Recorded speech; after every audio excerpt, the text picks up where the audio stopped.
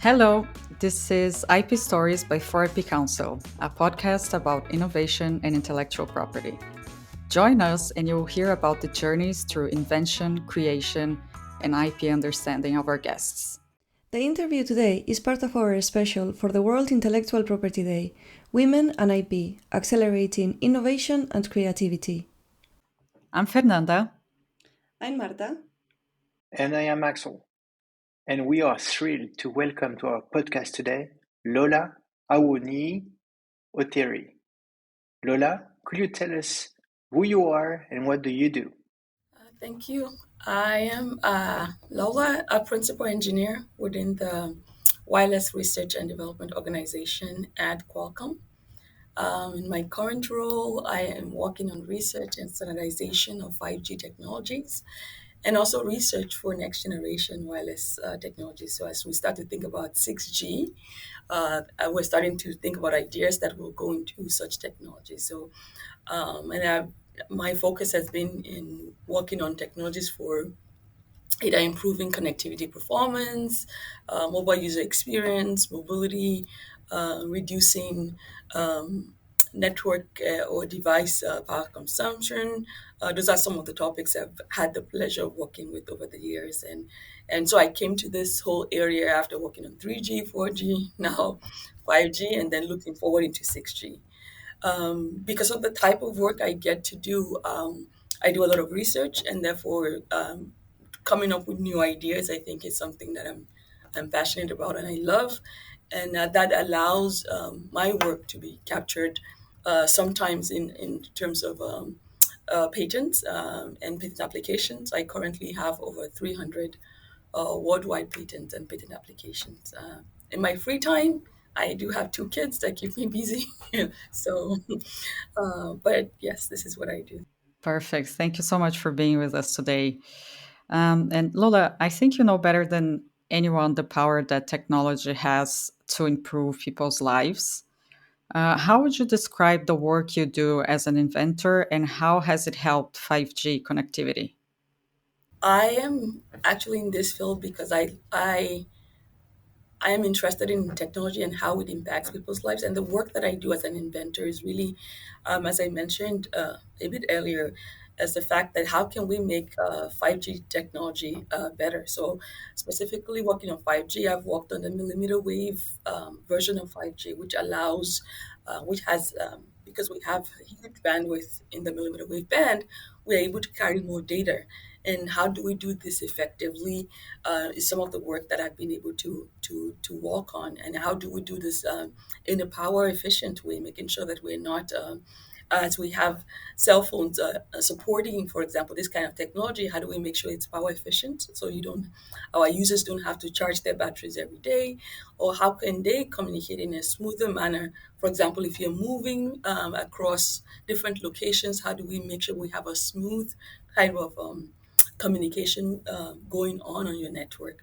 So these are some of the aspects of 5G in which my work has been applied. And I've also had the pleasure of actually working on how we can leverage millimeter wave 5G connectivity, for example, for XR communication. So we all have seen the emergence of extended reality.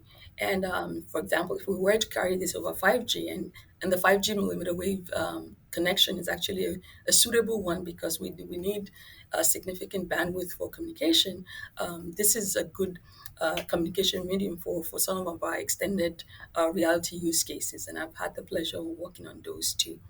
And so those are some of the work I've done and ideas in this area. I think some of them have gone into the standards. It's super interesting. I have to say that it's very refreshing to see such a successful woman in the STEM industry, as it's still very male dominated. What are the major challenges you faced in this field? It's an excellent question. takes you back. I think of it. Definitely, I think one of the things I would say is I came to the field really not identifying myself as a woman or thinking, oh, I'm a woman in this field. But over time, I think definitely I developed a consciousness about that, and I think that was good initially because then, I mean, you are coming as an engineer and trying to do your best work. And I think that should always be the mindset.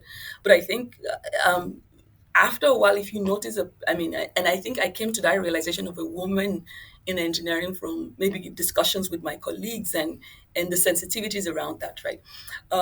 But I think coming to that realization, one of the things I have come to terms with is was really maybe sometimes you have to people just see you different, and therefore maybe make you justify your case, more than or prove yourself maybe more than the average person acts. That's just my experience.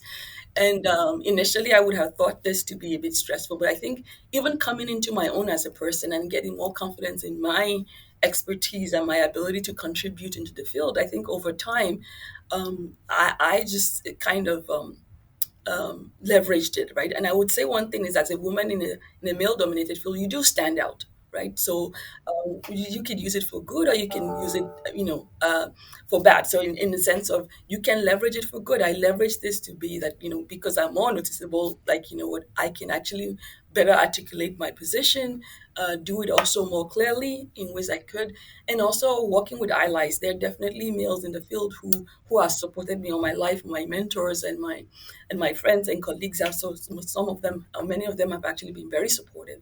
So really leveraging your allies, I would say, coming into your own and really owning on your voice. It's something that is very useful, and I have learned that over the years. And I think with that combination over time, for me, it's actually been more enjoyable as I came to the realization of actually leveraging all this to my benefit. But I would say, as a woman, you do stand out because it is male dominated, but really owning your voice and being able to articulate whatever position you bring to the table, whatever solutions you are bringing, and doing that clearly, and also leveraging your allies, I think definitely makes a difference in having a more enjoyable journey for me. I really like, Lola, the fact that you are giving a very optimistic view on this, and I completely agree with you. I think it's true that this is something that you can leverage as well. The fact of being more unique somehow, people will pay attention.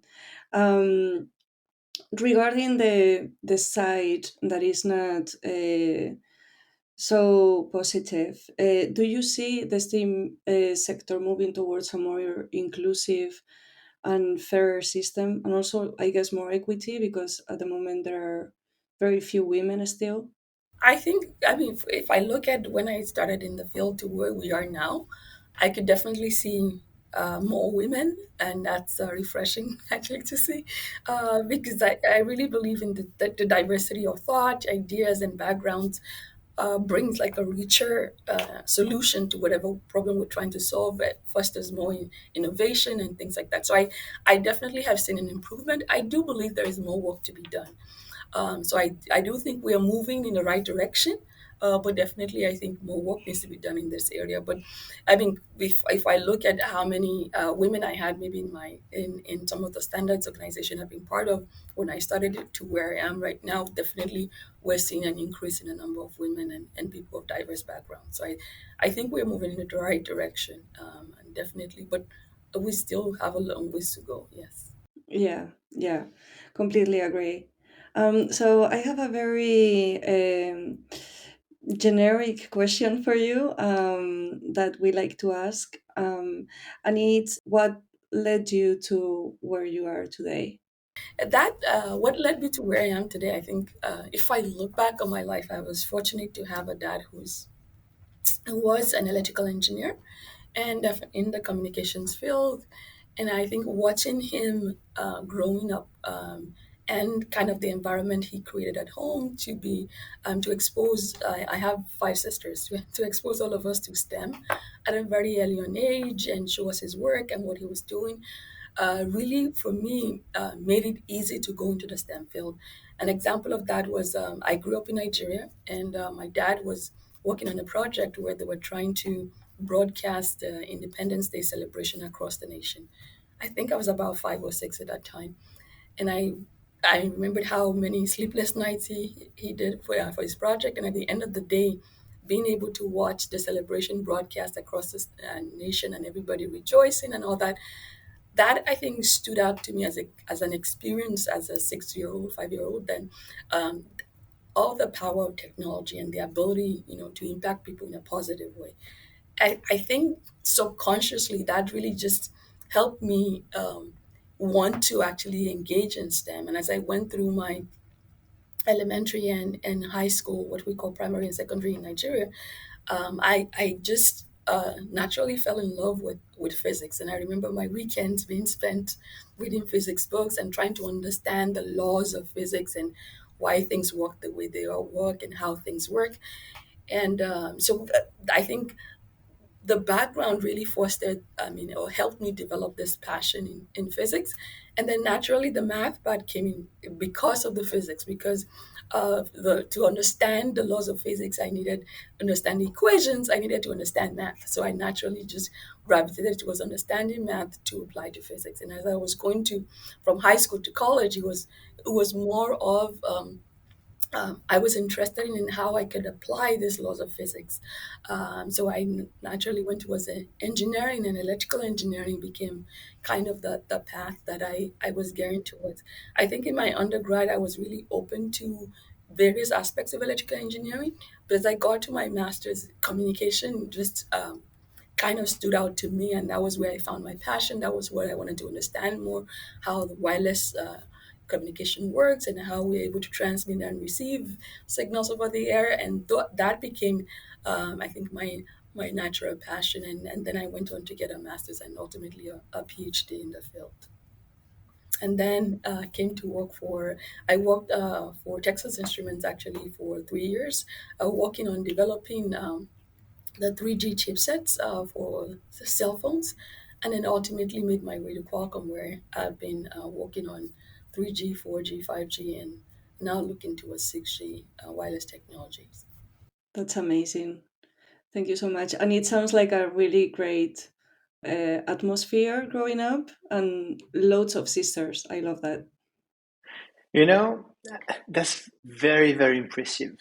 And overall, everything that you have just explained demonstrates that you are a real inventor. And I'm definitely impressed by the number of patent and patent applications you have filed. Um, so it leads me to the following question. What do you need to develop an inventor mindset? I think that's an excellent question, and one I think I've pondered on over the years. And more because one thing I was going to tell you that even growing up, I used to read about inventors. I loved reading about Michael Faraday and Thomas Edison and how they developed their inventions. And I think one thing, if you think about their mindset, is the passion, at least for a particular area. And I think that's very critical in the inventor's mindset, the ability to be passionate about something that really draws you in so that you can amass knowledge and understanding in that area. And this could be because you identified a problem you want to solve, or because that area in of itself was just an area that you were passionate in and then you wanted to study, but you need deep expertise. And that's really to understand what exists, right? And because really a creation of what we want to see in the future and what does not exist is informed many times by what exists and the problem you're trying to solve. So as an inventor, having that mindset of learning a significant body of knowledge in an intensive way, I think it's critical. And then once you start to look at this area, either you can identify a problem you want to solve. If you have, you need that problem space and then the knowledge base. And once you have those two, the ability to now start suggesting or proposing new ideas. Now you can come up with a gamut of ideas that you want to propose on the table, but there has to be a way to actually experiment and test those ideas. Does it really solve the problems you were going after? So experimentation also is another area, the ability to experiment. And with the work that I do today, some of our experimentation goes in terms of simulations, maybe building a prototype. Those are the kind of ways you can experiment with your ideas to see if they actually do address the problem you're trying to solve. So somebody who deep expertise in an area, the ability to experiment, and then the ability to be persistent, because in experimenting you will find some solutions that work better than others, but sometimes you will find that none of your solutions work and you have to go back to the drawing board, right? So I think persistence definitely also is key in this area, the ability to stay with the problem and keep modifying based on your learning, what you're learning along the way, to be able to modify your solutions and come up with new ones if required, and going back with the experimentation. So I think with this kind of mindset where you're passionate about an area, know the body of work, and then ability to come up with solutions and experiment and also stay at it until you find the most comprehensive or robust solution, I think it's key. So you are not only an inventor, you are definitely also an innovator. But what would be uh, the best way for you to describe how you handle competition? I think in terms of competition, and competition most times can be very uncomfortable, right? But I think competition is good for inventors, and I think the ability to be able to know that um, if you do have competition and you want to stand, you want to be ahead of the competition, really is to allow the competition to challenge you, to look at you, even if you think you have a solution that works and you have a competitor that might have maybe a better solution, to start to look at your solution and say, you know what, how can we better improve this? So I think leveraging inventors can really leverage competition as a way to think deeper, think more critically, think more comprehensive about the solutions that you have in order to make it better. So I think most times we look at competition as something negative, but it could really be a motivator for an inventor to think in a different way than we've been doing, and to come out with a better outcome than we have. Since we're talking about innovation, whenever we say that word, I immediately connect it to intellectual property rights. And I would like to know, in your opinion, what is the relationship between intellectual property rights and innovation? So, in terms of intellectual property rights, this is really, I understand it to be giving rights to people who come up with innovation, with ideas. And the fact that they have rights means that they can get compensated for these ideas that they have. And I think this, if you look at it, it actually further foster innovation in a sense. So, for example, I work for Qualcomm and we come up with all these ideas for 5G. Qualcomm can leverages intellectual property rights and patents to actually generate resources that can be used to further more research. And more research means more innovation. It means we can compensate, for example, the inventors. We can give more time for people to do research. Research takes time. That's one thing you would identify as an inventor, that sometimes it takes a long time to come up with viable and good solutions, and you need resources during this time. You need to be able to pay people. You need to be able to support research, and intellectual property rights does give you this ability to be able to actually fund innovation and support and foster and protect even the innovation, such that people are not discouraged if you work with an idea and somebody just takes it and profits off of it, and you, the inventor, cannot do that. That could be discouraging. So, though I think at the end, intellectual property rights really come to protect the innovation that you have and foster even further innovation in the area and research. So definitely it's a good thing to have intellectual property rights, and I hope this will be preserved over time.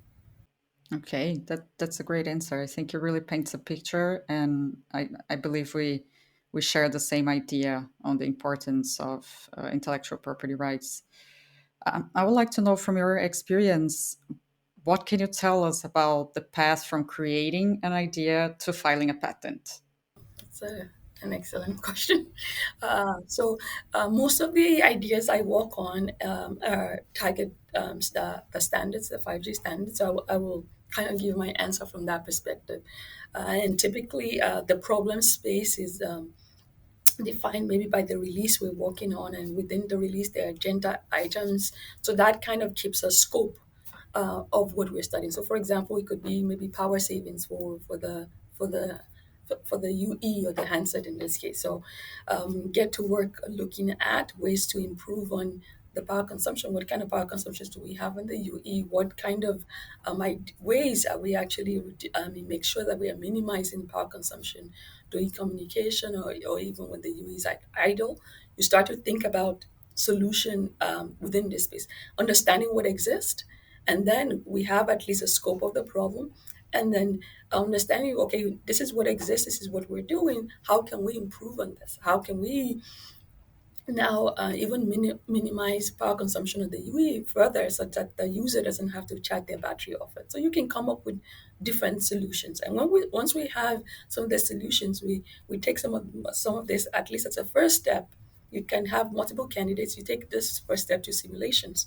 We simulate some of these ideas to see really if our hypothesis of how the solutions work is exactly how they work. And most times doing simulation, you would see that maybe what you projected was not what you're seeing, and you have to refine the idea. So you sometimes all of your solutions are probably not good enough, and you have to go back to the drawing board.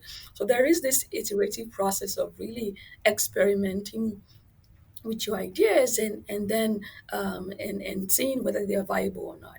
And then ultimately, sometimes of some of these ideas, you might have to build a prototype.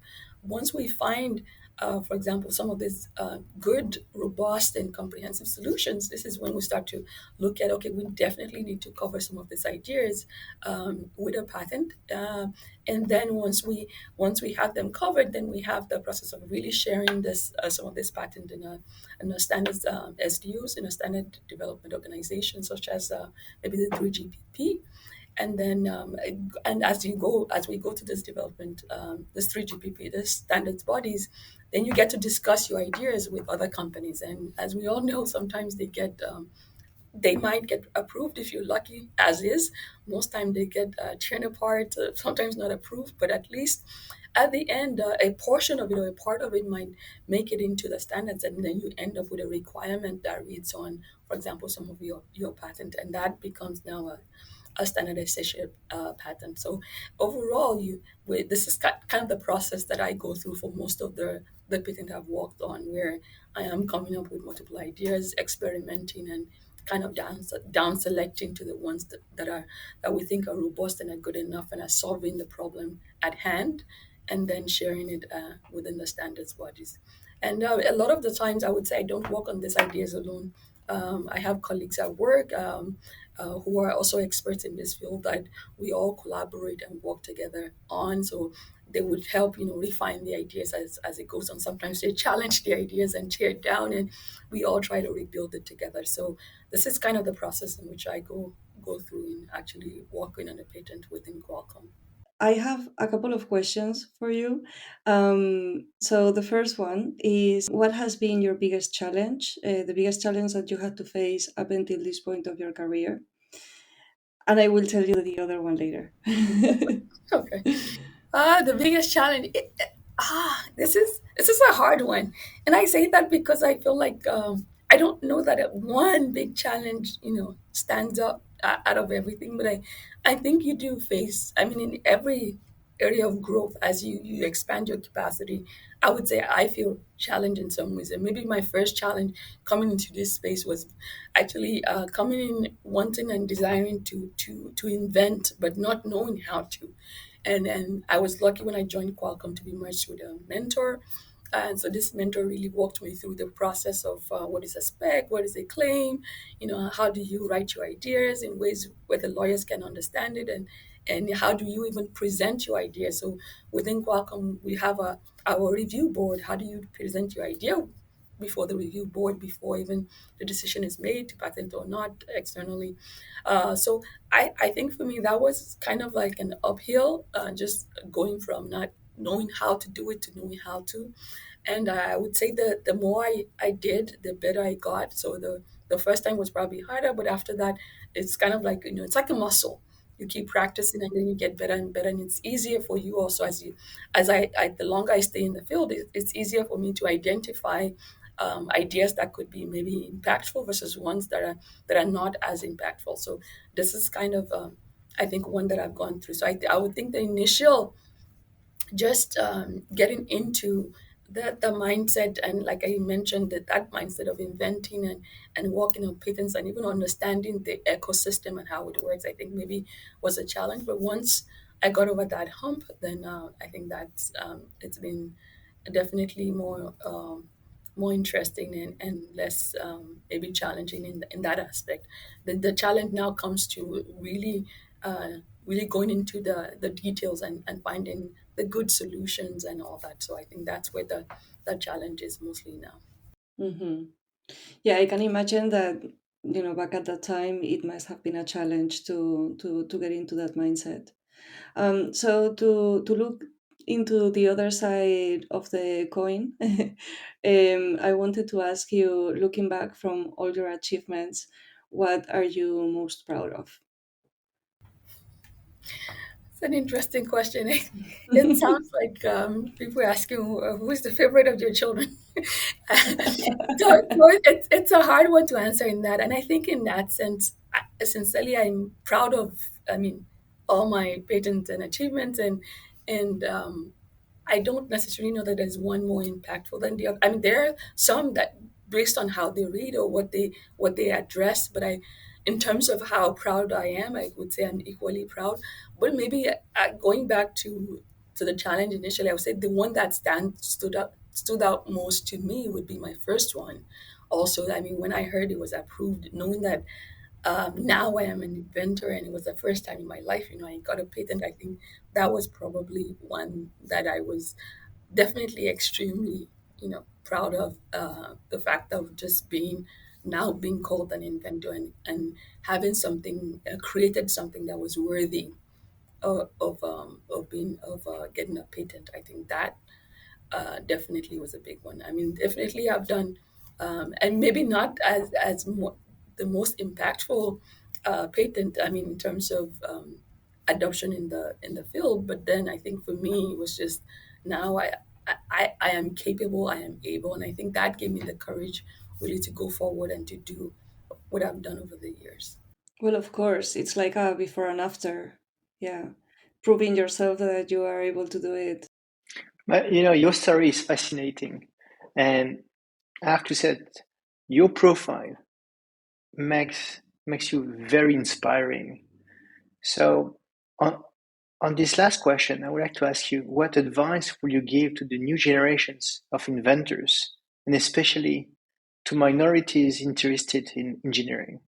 I think the first thing I would advice I would give to new generation of inventors is just the idea that I really believe that anybody can be an inventor, can have ideas about the future, things that doesn't exist right now that could be great and have great value in the future. I really believe that.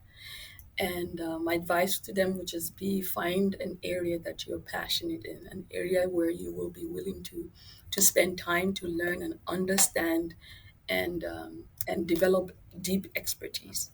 That would be my first advice. And then once you have that expertise, go about daily just practicing this mindset of what exists and what can exist. How do we solve? What are the problems in this area that I can solve? What are the solutions? And then experiment with those. And don't be discouraged if what you come up with initially doesn't work. Even as many times as you can come up with them, if it's not working, stay persistent with it.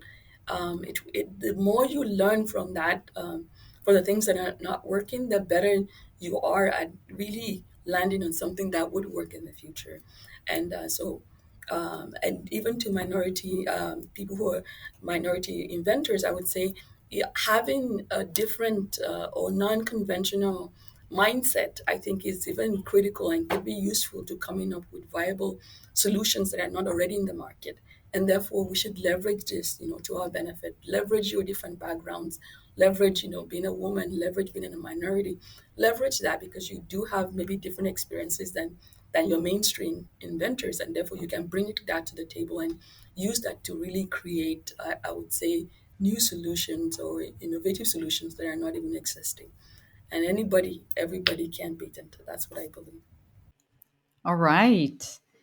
Thank you so much for this inspiring message. And thank you very much, Lola, for spending this time with us. It has been such a pleasure to chat with you and get to know you better. Thank you, Lola. It was a pleasure. Thank you. It was my pleasure. Bye bye. Thank you for listening to IP Stories by 4IP Council. Visit our website on 4ipcouncil.eu to find out more and check out the links mentioned during this episode. If you liked it, remember to share and subscribe.